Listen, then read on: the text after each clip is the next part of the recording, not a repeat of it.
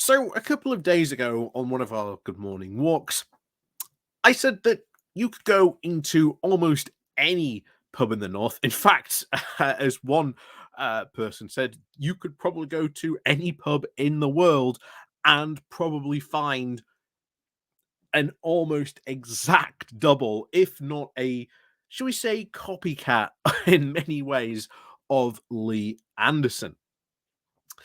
And at the time I talked about that archetype of what Lee Anderson is an exact T to many people I would probably describe in the North. I am an avid, what you call a pub watcher. I love to go into pubs and sit there and listen in and just watch people in pubs. It's kind of a weird yet somewhat admittedly creepy fascination of mine.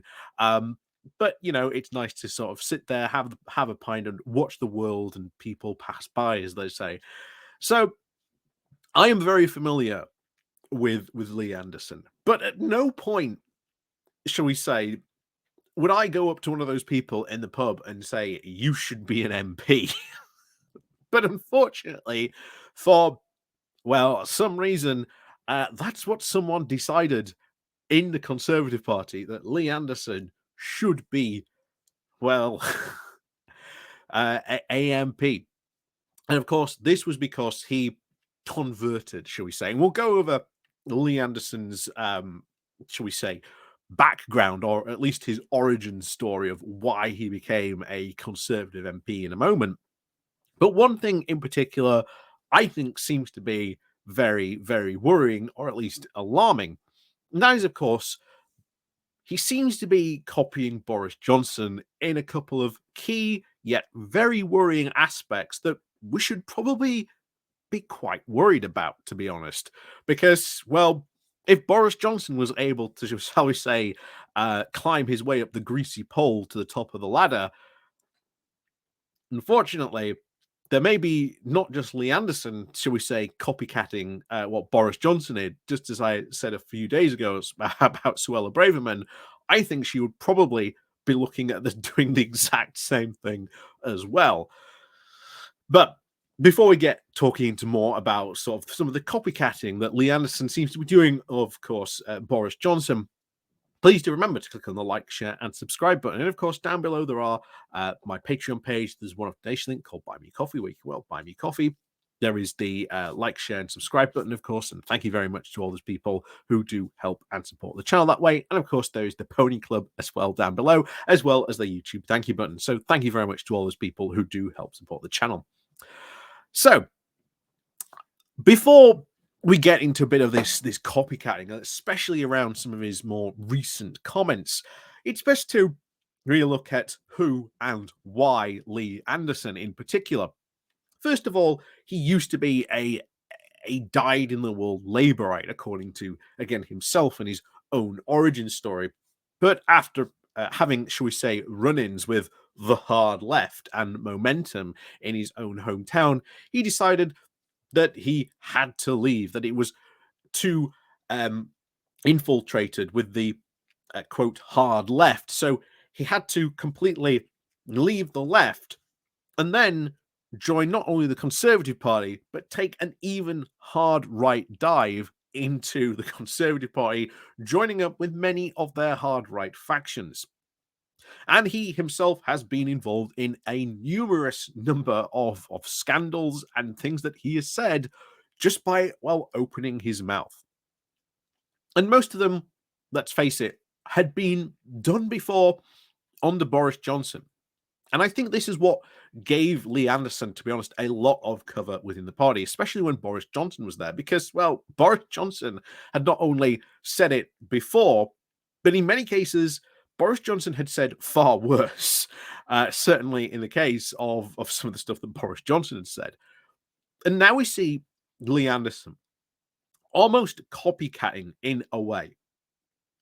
Because, like Boris Johnson, adoption, shall we say, into he is a potential good leader for the Tory party, unfortunately, there are those people who in the party who wouldn't say maybe it's time to give Lee Anderson a crack at the top of the whip.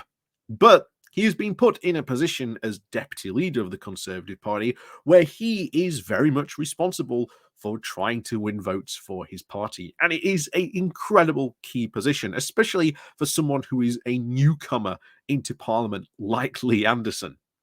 Getting the deputy leader of the Conservative Party position is quite a significant step from an MP with no ministerial brief experience before to go straight into a deputy leadership position, especially one as significant within the Conservative Party. But that was because, just as with Boris Johnson, the Conservatives were desperate enough in 2019 to bring in Boris Johnson because he had a plan. I highly suspect that that was a very similar case, that Rishi Sunak felt he had to bring in Lee Anderson because Lee Anderson had a plan to win all those red wall seats in the north, or at least keep hold of them, or maybe enough, shall we say, in the north for Rishi Sunak potentially at the next general election. But that did not play out at the local elections. In fact, they lost a lot of those councils and even those seats up in the north. So far from proving, shall we say, his credentials that he could keep those seats, they didn't really keep them at the local election. Now, Anderson didn't lose his job. He's still very much in that position and has gone on even recently with his, shall we say, comments on people entering the barge recently down at the known as the BB Stockholm, saying that, well, if they were unhappy with the accommodations, that they should F off back to France. Kind of a, again, weird but very anti-migrant rhetoric that, well, as we said at the beginning, you could probably go into any pub in the UK and probably hear that. And this is what is worrying, that he is now becoming this sort of proto, almost conservative folk hero of the man who is willing to say the things that no one else dare say. Just as at one point, Boris Johnson also was a very particular type of character like that. However, compared to Boris Johnson, Lee Anderson does not have the same type of elite political connection. So I think that's one thing that is certainly, shall we say, blocking his rise to power. But make no mistake, the fact that he is in a deputy position is and should be very, very worrying because, well, we don't want him rising any higher. But I'll tell you this now, if he did get put in an actual ministerial position where he, actually had to perform, he would fail. He would fail spectacularly. Lee Anderson is not known for, shall we say, his actual accomplishments in, a ministerial role or putting forward good policy, or even in the case of Boris Johnson being, good at public speaking. In fact, to be honest, by all accounts, he's generally awful at it. But here he is, unfortunately, being discussed in, shall we say, the hard right conservative social circles as being somewhat of a folk hero and someone who should be, well, put up into a position of power. Very much, of course, like the way that Jacob Rees-Mogg and Priti Patel and Suella Braverman, even Liz Truss, were lauded, shall we say, in the same way as these right-wing sort of folk heroes. So certainly Anderson may be getting to this point of leadership. I would say impossible, but maybe a shadow home secretary, maybe, if he keeps his seat. But of course, as we said before, there's a campaign to oust him in Ashfield. So we can only hope. And certainly the polls also don't really see, shall we say, Lee Anderson keeping his seat either.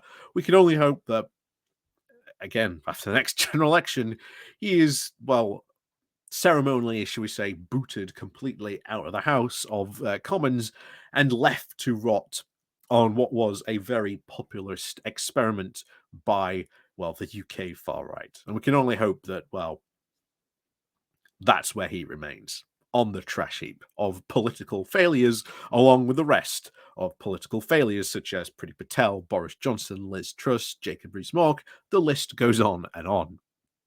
So we can only hope that he's one of the many people who deserve very much so to lose their seats at the next general election.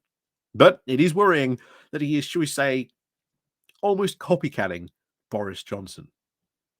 But will he have a spectacular rise to power? I very much doubt it. If anything, I highly suspect he is going to suffer probably a very meteoric fall, and hopefully that happens at the next general election. But as always, thank you very much for watching. And of course, as always, we'll see you all next time.